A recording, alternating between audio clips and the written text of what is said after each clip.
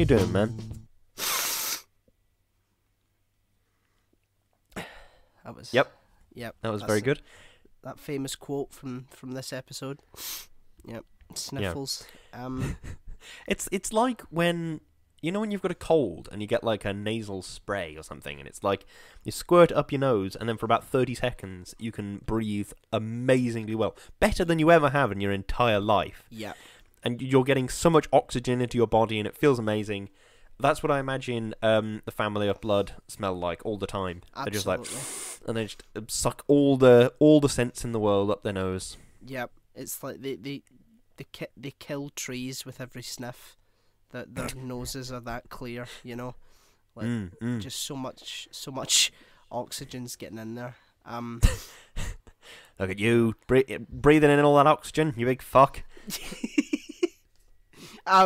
Yeah, but we are talking about Doctor Who Season 3, Episode 9. Don't look at Netflix because it'll say it's Episode 8, the lying bastards.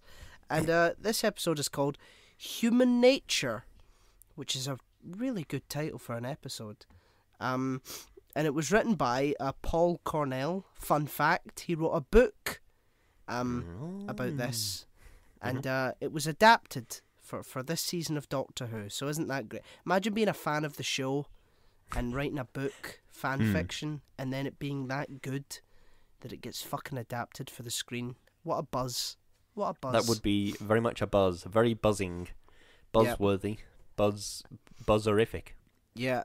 Look, we better go on to that, Lewis, and submit it to the BBC office. Yes, my episode of Doctor Who, Buzzerific.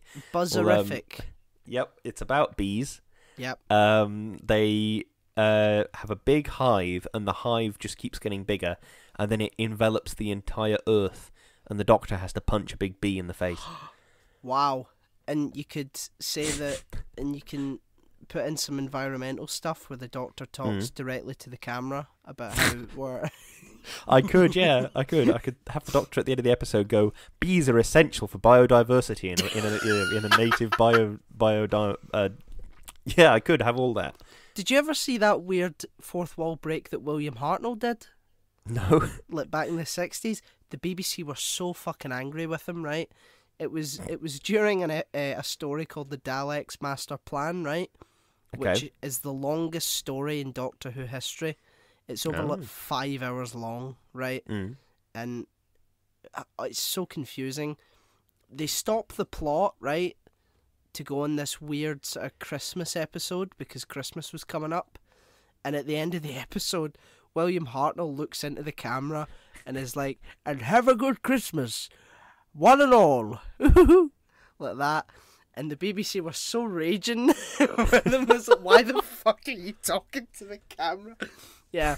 And I think, I don't know if there was any other fourth, but apart from like Peter Capaldi doing it, and what was it? Google it. Yes, the bootstrap paradox. Google it. Yeah. Yeah, but yeah, bit of Who trivia. I mentioned that the whole bootstrap paradox thing. I know we're seasons ahead of where we are now. Yeah. But I mentioned this to Chloe, and I gave her that example of Beethoven's music, and she made the point that it doesn't really make any sense because somebody else still could have written those notes on a piece of paper and put it together.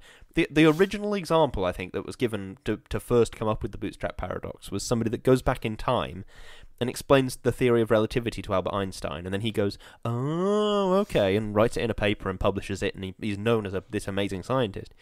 The reason that works is because nobody has thought of the theory of relativity at that point, and so Yeah. Einstein is supposed to come up with the information. But it's very possible that anybody could have written some of Beethoven's music. It's very possible that it could have just been half a dozen music notes fell over on a page and became a piece of music. There's a much lower... Don't get me wrong, it's massively improbable, but there's a much lower barrier of entry against like, this complex mathematical theory. So I'm not entirely convinced by that Peter Capaldi speech.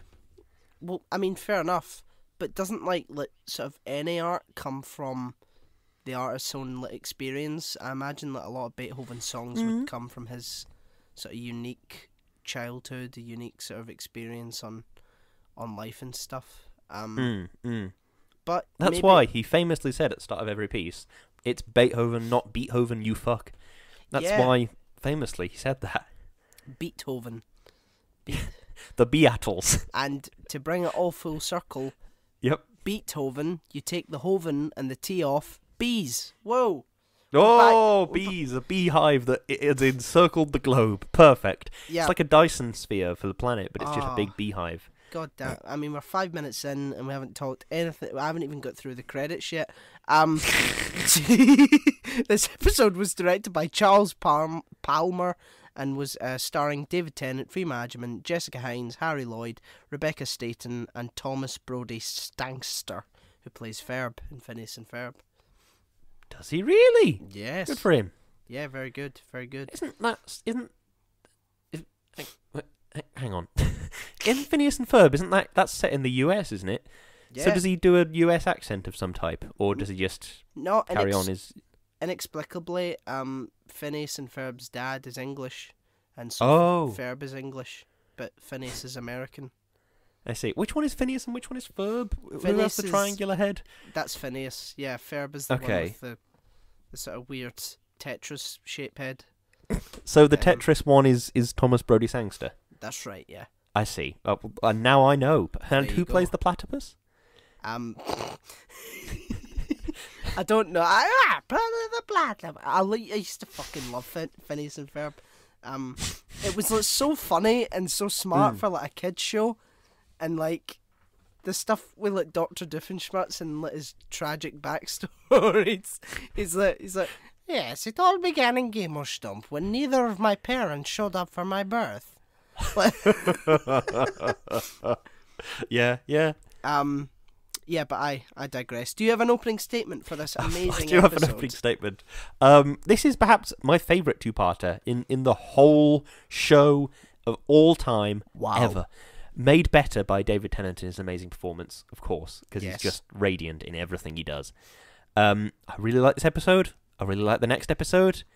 The end. Very much so, very much so. An excellent start to a two-parter about the dangers of patriotism and nationalism and how they lead to warfare and bloodshed. Ooh, bloodshed. Yeah. That's what another word for an abattoir, interestingly. Bloodshed. Yes, true. People only care about bloodshed when it's their blood and their shed. Yeah, stay away from my shed! What the fuck are you talking about? Can you tell that Danny and I compulsively watch far too much H-Bomber Guy? Yeah, very much so. Very much so. Oh, God. Have you played Pathologic or Pathologic 2? I played Pathologic 2. And is it good? It's the opening is very good. It drags you right in. And then it gets shit. And it's... I mean, H-Bomber Guy's right. It's so hard and boring. And, like, it's... I think it... Like he said, it's probably a game that's better to discuss rather than play. Yeah, It's just that sort of get. But look, the visuals are very good. They're much better than the first. But it's only got one story, and the story is like 16 hours long, when it normally has 3, so that they're still making the other 2. But Jesus Christ, we're going in all directions. It's alright, I'm going to find a way to talk about Doom in a bit. Do you have any Creepy Room statements, questions? Creepy Room statements and questions. I had one, and then I started thinking about Doom, for fuck's sake. Goddamn. You do one, and then I'll do one. Okay. I like how the family of blood is like a critique of like the archetype of the traditional family that was very sort of prevalent at the start of the 20th century. You know, is it the nuclear family? That's what it's called, isn't it? The sort of mum and dad and son and daughter. It's a sort of horrible, twisted bastardization of that, and traditional values sort of clashing and leading to a massive conflict like the First World War. They fit very well with almost like a sort of horrible mirror being showed up to the way a lot of sort of European countries were like behaving, and their sort of like arrogance about we need war and we need sort of a good battle to shake your head off, you know, like just to sort of get on with life. And by the time of like 1913, most of the European powers were like itching for a war. You know, they'd like, spend all this money and resources on these huge weapons that had never been seen before, and it's just very sort of it's extra horrific if you've got this alien family that's laughing in your face like, haha, you think you're so superior, you're all going to be, you know, in the mud in a year. You know, it's very horrific from that sort of perspective. Yeah, no, I completely agree. It's I hadn't thought of it that way. How the family sort of represent a sort of twisted, bastardized version of the nuclear family, but I suppose they really sort of do. It's the sort of I always forget their fucking names because it's so arbitrary. Son of mine, daughter of mine, like what? Yeah, but yeah, the son, he sort of is this you can sort of see underneath all the, you know, murder, you can sort of see it's this sort of wild streak of like, well, teenage boys are going to go out there and boys will be boys and they'll chop a tree down and then it's just, let's just turn that up to 11 and he's a bit fucked. And then, do you know what I mean? You can sort of see that keeping coming, and it's the one that does get me is daughter of mine. It's like, oh, she's sweet and she's innocent and she's perfectly lovely, and then, oh no, it turns out she's actually a Trojan horse, sort of. Yeah. It's the terrifying thing, which was also done amazingly. I think I've 100% talked about this before, but the Stephen King does a lot of children are horrifying or gateways to another universe or some kind of horror thing. That's what he does very well. And it's almost like a carbon copy of Daughter of Mine in, well, I suppose it's not because it was written 30 years before, but it's in the forest around Salem's Lot. There's a car passing through, and these people are tempted out of their car and sort of turned into vampires mysteriously, and then somebody goes to rescue them from the snow and the ice that's caused their car to stop. And this little girl is like, it's okay, I'm lost and I'm scared in the woods and I've lost my teddy bear and stuff. Can you come and help me? And he goes closer and it's actually, she's a big old vampire. And it's all big and scary. Stephen King says it much better than I do, but that's sort of the gist that I was trying to get at. Yeah. No, you're right. They do sort of present a weird, twisted version of traditional family values. But, interestingly, so do the Addams Family. It was supposed to be this exact opposite of like a nuclear American family living in the suburbs and all the rest of it. And my favourite thing about that is that it includes a husband that is madly in love with his wife, and a wife that is madly in love with her husband and doesn't find him annoying. And I don't know, it's when you watch something like Everybody Loves Raymond, and you're like, everybody in this family hates each other, and it's just the worst thing in the world to watch. And then you watch The Addams Family, and it's really sweet to watch them just be like, they really love each other, and they have a happy, loving home life, and that's the opposite of this mythologized traditional family. Yeah, it's horrible, but it's also quite sweet to look at. Yeah, exactly. I mean, I think that's why it sort of works. Like sort of presenting sort of sci-fi families being ruthless and monstrous and just, you know, killing people for sport, and yet they have a unique sort of cohesion that is just not found within human families, because we're all sort of, you know, we have our own interests and stuff, but they like, there's this sort of weird idea that you have a family and that's your unit and that's who you belong to, and it's like it's as if it's like an organism almost, and that's not the way human beings work. Human beings have their own interests and their own needs, you know, outside of their family. I mean, it feels like a very intense sort of tribalism, doesn't it? It's sort of a tribalism that's foisted upon you from outside, which is quite strange, really, because when you take a step back and look at tribalism, a lot of it is sort of circumstance of, I happen to be born in this part of the country, so I must live and die by this obscure football team or whatever. But then in the sort of family unit type sense, it's a tribalism that's foisted on you of, well, come on, they are your family, you should be nice to them, you know, they love you really. Do you know what I mean? It's a strange tribalism that you're sort of indoctrinated into. But sorry, I interrupted. You carry on. No. I completely agree with you. It's like, because they're your family, it's like you feel like guilt when you sort of take a step back and say, well, you may be my family, but that's not how I'm not going to put up being treated the way you're treating me, And I think if you have a sort of horrible family that has more cohesion than yours does, that's an extra sort of level of horror. It's like, do you need to be sort of soulless and joyless to sort of have perfect cohesion? Because they don't have needs other than to be immortal and to conquer, Yeah. Which is like a lot of sort of propaganda back then was very much like that, for king and country and for your family. It's like your needs are irrelevant, and it's just, the empire or your family or your king. It's just these sort of symbolic ideas sort of made flesh laughing at you. It's and because the family aren't another even really flesh. Good point. Yeah, this is I've watched this episode about a dozen times, and yeah. Sorry, carry on. Yeah.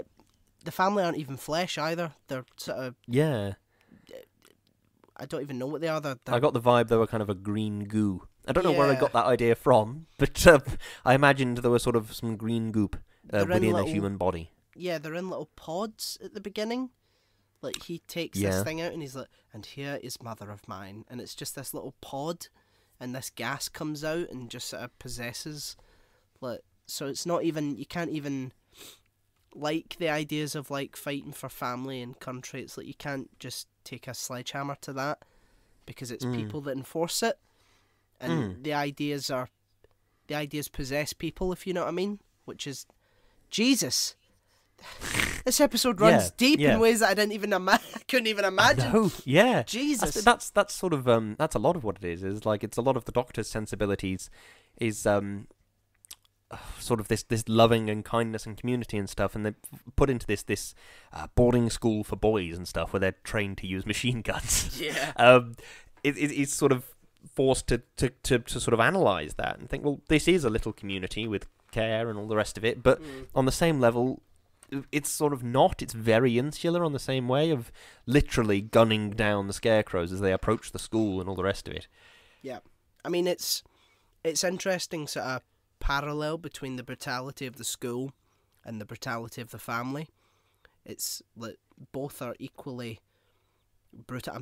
Obviously the family's worse, but this school teaches boys to fight, to kill for an idea, for a king, for these incorporeal things that they've never sort of touched or will touch, and just are sort of possessed bodies for the will of these ideas. But the difference is that the family are honest about their sort of brutality, whereas, the school has to sort of dress it up with, yes, we're doing this for the good of the good of Britain, the good of talking about the dark continent and stuff like just like this really imperial racism, and it's dressed up with so many different things. But the family's honest and saying, yeah, we just want to conquer shit, and we like sort of hunting people for sport, and we want to do it for the rest of time. That's what we want. Have you ever seen that movie The Predator with Arnold Schwarzenegger? Because we want to be the Predator from that film. Yeah, exactly. Please. It's really I think it was a quote from Rebecca Staten, who plays Jenny in this, and she's like, just think though, in a few years' time, boys like that will be running the country. It's still like that today. Yeah, it is. With places like Eton and places like that, that just these incredibly narrow schools that raise these boys from birth to be the leaders of our country. It's just so horrific. Yeah, it really is. That's one of the reasons that I think I've always thought this, and I've always said this, is that the Prime Minister, or even just ministers, should be people that have had experience in the real world. It's all well and good to have a career politician in a role, and yes, they will know how to govern. But the entire point of having a system where you can regularly change things is that you need to have people with different opinions in office. That's why it's important for diversity to have representation, is because it's important to have these different opinions at the table, and it's important to have all of the different opinions at the table to have a chance at the seat at the head of the table. Yeah. So that's one of my great things that I dislike about it. Yeah. Yeah, very much so. I mean, you can imagine if this episode was made today. Oh God, the BBC and their left wing agenda. Too much politics. Too much, And yet this is one of the most favoured episodes of the entire show. It's really interesting how a lot of these episodes are very political, and obviously some of the it's not so much the politics of the new season, it's just the shitty execution. Do you remember that episode Kerblam, where it was yes, I do. Oh, okay, so it's a critique of like huge massive corporations like Amazon, and then it was actually not. It was the selfish, greedy worker who was to blame, and the company was fine. It's like That's something that did annoy me about that episode, is because I went into it thinking, oh, okay, it's an indictment of corporate greed, and then it was, instead of it being a workers rise up and control the sort of. Maybe they should form into some kind of an organisation. They could have a name like Onion, or I can't imagine what that would be called. But Oinon. Oi. But I thought, oh yeah, it's going to be an indictment of corporate greed. But no, it was just, there was the filthy worker that's doing it all over again, honestly. The greedy, selfish worker.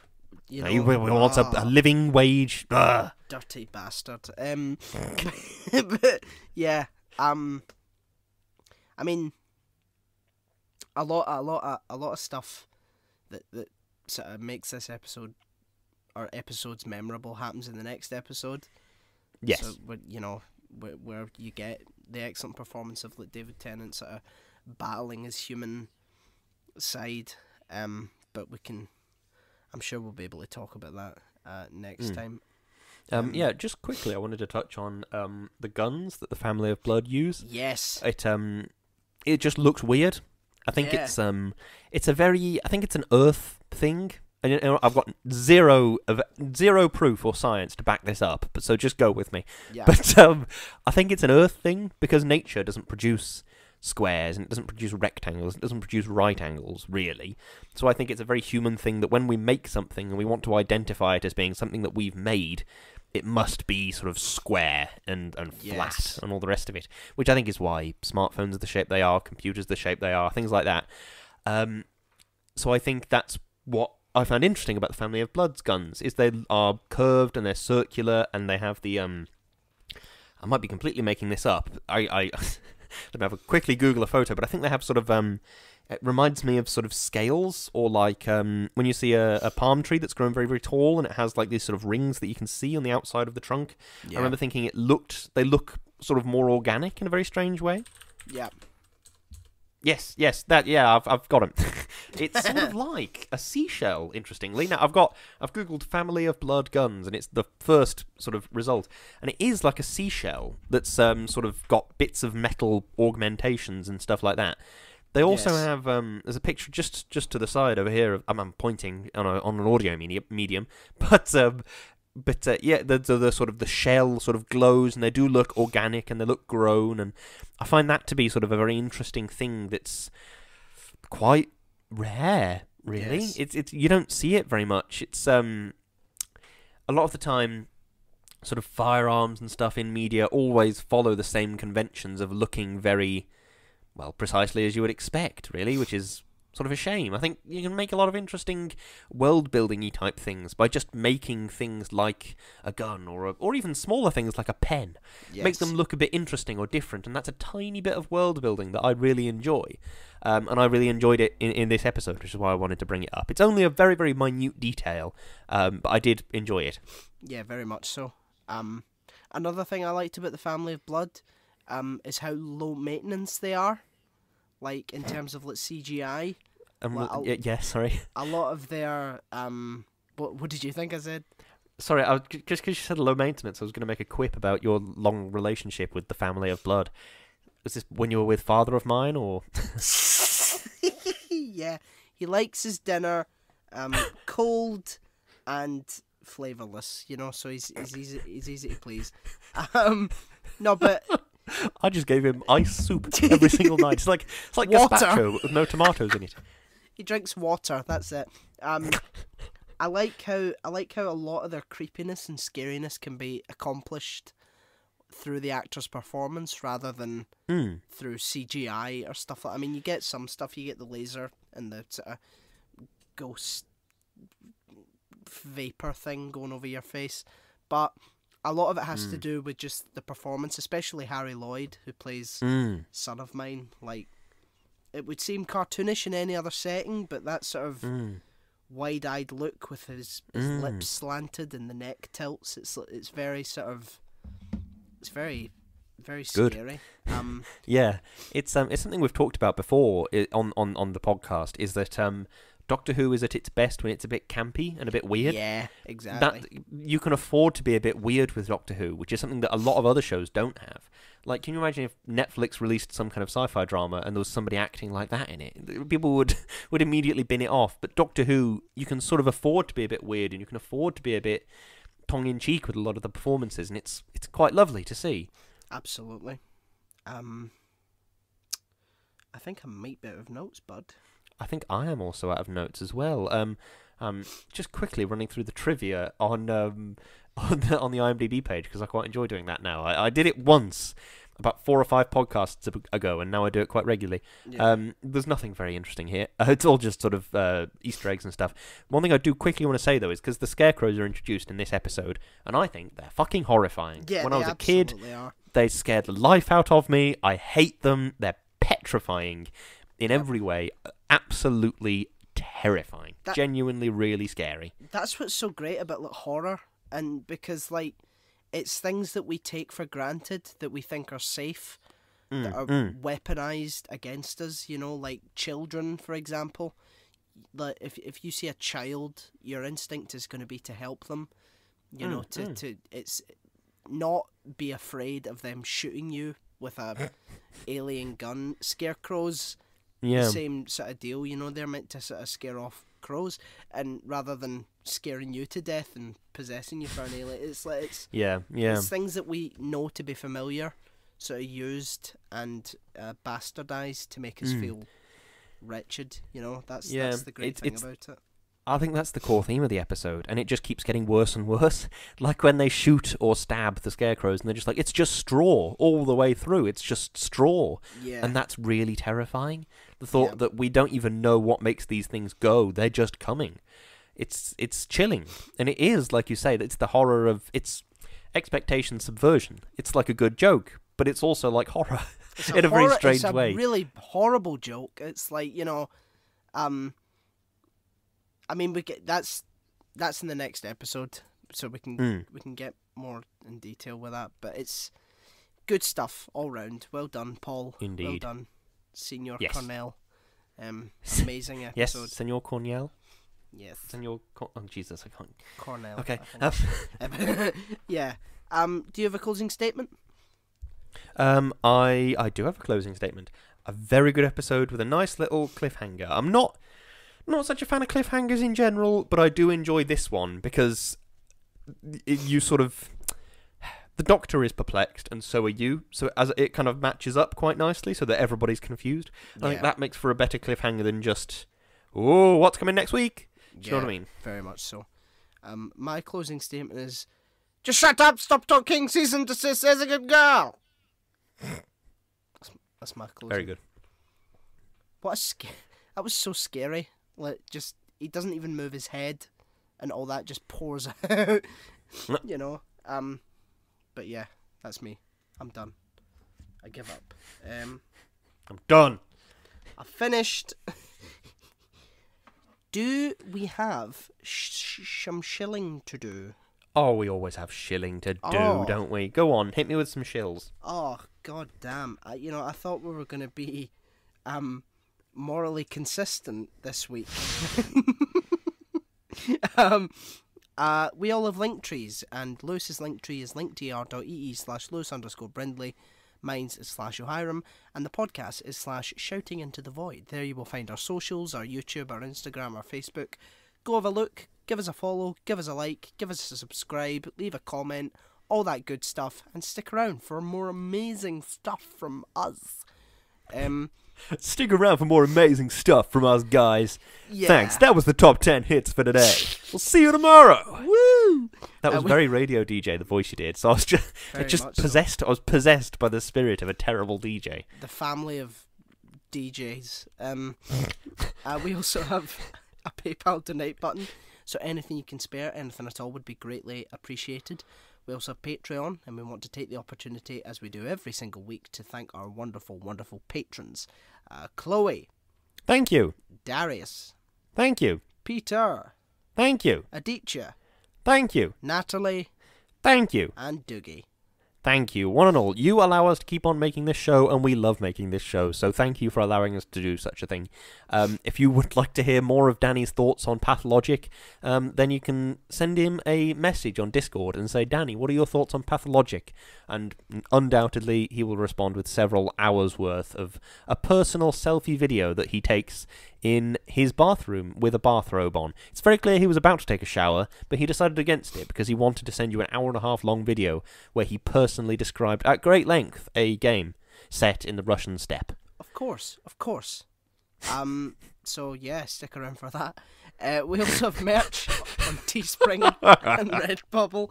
We sell tote bags, jumpers, stickers, socks, mugs, all sorts of stuff. Get over there, get yourself something nice, because you know you deserve it. You do. You workhorse. I thought you were building up to an insult. You deserve it, you. And I was just like, what's he going to say? What's he going to say? Bastard? You deserve it, you bastard. You workhorse. And last but certainly not least, we are partnered with an amazing company called Number 12 Crochet Avenue, and Lewis is going to say some wonderful things about them, all of which are true. Indeed I am. Number 12 Crochet Avenue is a wonderful company run by my wonderful wife, in which they crochet, and they're very, very good at it. And if you would like to keep up to date with all the cool things that they're doing and bless your Instagram feed with some cool-ass content, you can go to @Number 12 Crochet Avenue on Instagram, and you can give them a cheeky follow and a cheeky like and all the other things as well. And, yeah, give it a look. Treat yourself. Workhorse. Yes, treat yourself. Treat yourself. I love that. That from, Parks and Rec. It's so good. Yes, it's very funny. Indeed. But yeah, so as you know, the next episode is The Family of Blood, and we'll finish off this 2-parter. And yeah, we look forward to seeing you, hearing you, smelling you. Don't look under your bed tonight. Hoo-hoo. But yeah, so... Jesus. That sounds like a threat. It's a promise. Yeah, so thanks... So thanks again, and we will see you next time. Indeed we will. Thank you very much for listening. Goodbye. Goodbye.